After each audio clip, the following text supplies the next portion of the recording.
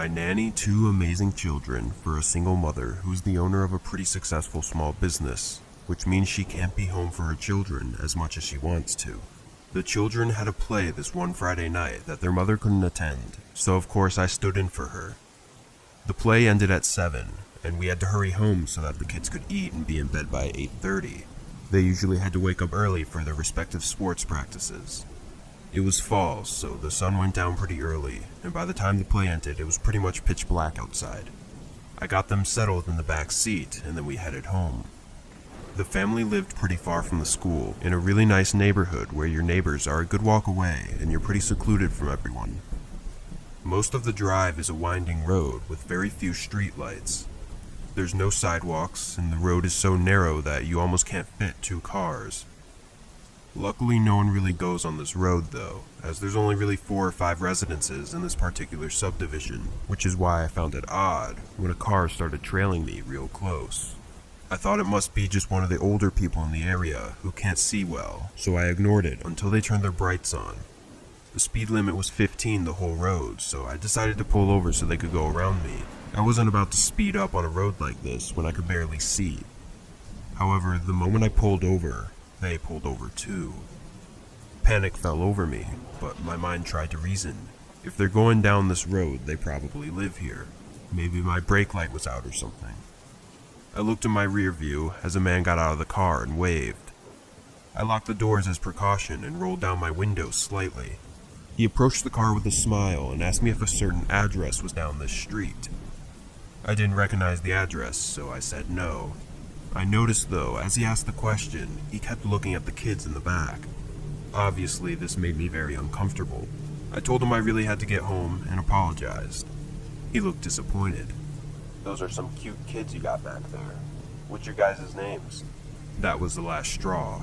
I told him goodbye and I slowly started to press on the gas. Just as I started to move forward, he tried to grab the door. Then he punched the trunk and yelled after me as I drove away. The kids started to get frightened and I tried my best to remain calm. I called the police and explained exactly what happened, but while I was explaining, I saw headlights behind me. He started honking his horn aggressively. The operator told me to stay on the phone and that they were sending officers. He was tailing me dangerously, and I knew that if I even tapped the brake, he would crash into me. We were almost to the first home on the street, and I was praying with everything in me that the people who lived there were home. I wasn't about to lead this guy straight to where the kids lived. As we approached the house, I started honking incessantly. The guy behind us had let up and slowed down as I turned into the driveway of the home. I saw an older lady look out her window and a wave of relief came over me. The lady and her husband came out and I explained everything, and just a few minutes later I heard police sirens in the distance. They took my report there and escorted me and the kids back to the house. Their mother showed up about an hour later, and after I told her everything, she asked me what he looked like. I described the man as best I could, and she just stood there, frozen. After a bit, she finally said, "He found me." I asked who, and she replied, "My ex-husband."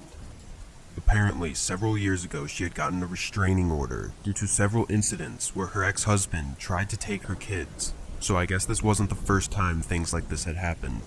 Thankfully though, I never had to see him again, as the police were able to find him fairly easily.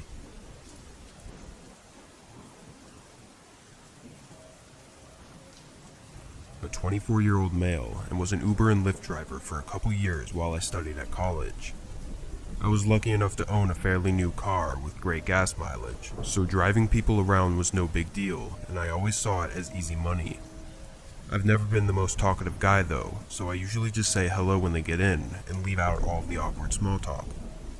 Most of the customers I'd get were other college students who needed a ride back to the dorms or out to a house party or something. Due to my school schedule though, I'd mainly work between 6 p.m. and 2 a.m. depending on the day. This night, I had started at 8, driving around 10 to 15 customers before eventually picking up a guy around 11 p.m. On the app, it showed his pickup location on the side of a small neighborhood road. This wasn't all that unusual, but when I pulled up to his location, I didn't see him anywhere. It was dark though, and the roads weren't very well lit.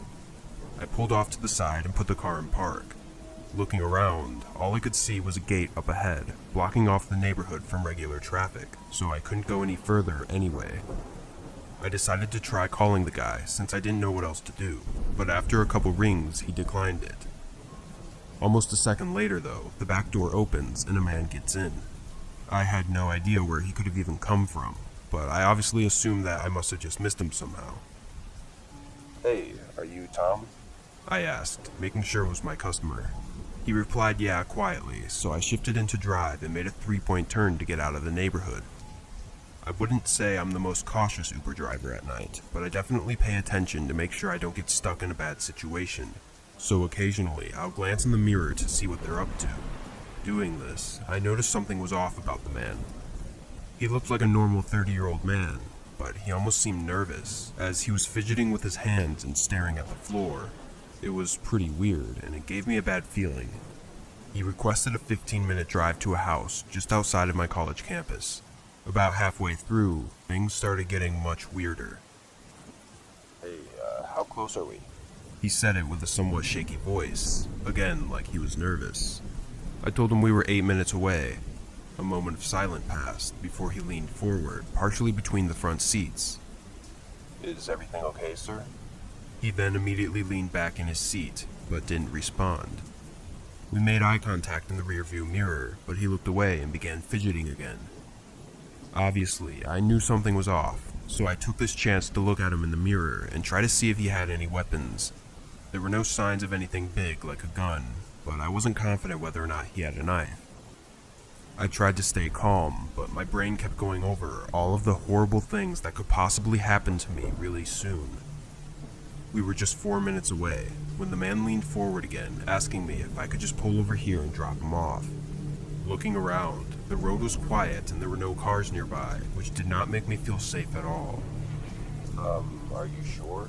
Your stop is just a couple minutes away," I said, trying to convince him to let me keep driving so I could get to a safer area. "No, drop me off here. I need to get off here." I slowly pulled the car off to the side. I held my foot down on the brake, stopping the car but still keeping it in drive. I politely told him to have a good night, hoping he'd just get out. Of course, though, he stayed there. There was a really strange few seconds of total silence, as neither of us moved or said anything. Then the man suddenly jolted forward, reaching for my phone. I slammed my whole body into his, causing him to drop the phone in the crack between the seat. We continued to struggle as he reached around the front seat, frantically trying to grab anything he could find. The car constantly was jolting forward because I couldn't keep my foot on the brake. But after maybe 20 seconds and many unsuccessful attempts, the man leaned back and ran out of my car and off the road. I immediately drove off and away from the scene, calling 911. I was shaking and breathing heavily, trying to explain what had happened. Thankfully, they seemed to understand pretty well, though. To sum everything up, it turned out the guy was using his friend's Uber account and was found pretty quickly. I feel really lucky to have gotten out of that unharmed, as the guy didn't even bring a weapon. From what I know, he didn't have a history of violence or anything, so I guess that explains why he was nervous and unprepared. It almost seemed like he didn't even want to do it. I still drive for Uber and Lyft, but I stopped doing really late drives, and I'm definitely a lot more cautious about who I pick up.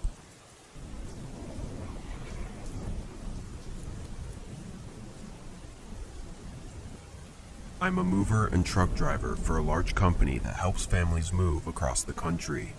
Mainly, me and a team of movers will go to a house that has prepared all of their stuff in boxes, and we load them up on our semi-truck along with their furniture. Then I take the truck and drive down to the new house and unload it with a smaller team of local movers that the company would hire. The biggest portion of my job is driving though, since we specialize in cross-country moving. I'd been at this job for 4 years at the time, and had been a truck driver for over 10 years.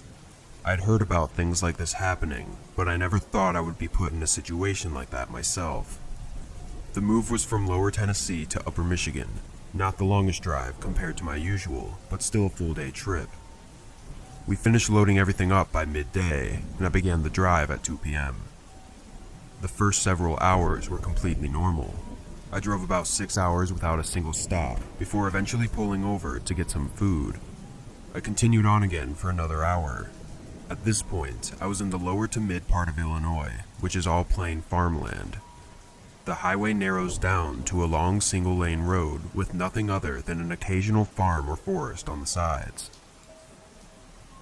As I drove through the darkness with nothing but my headlights shining on the road, a small light appeared far in the distance ahead of me.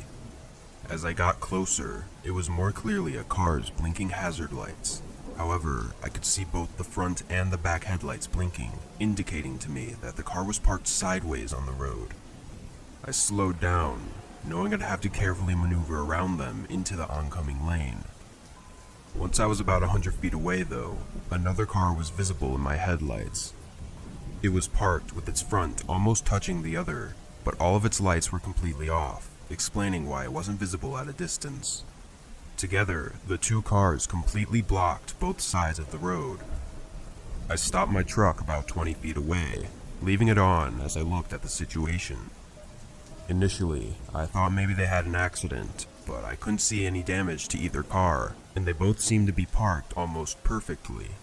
Of course, I started getting nervous at the possibility of a surprise attack, so I grabbed my small pistol that I kept holstered in the center console.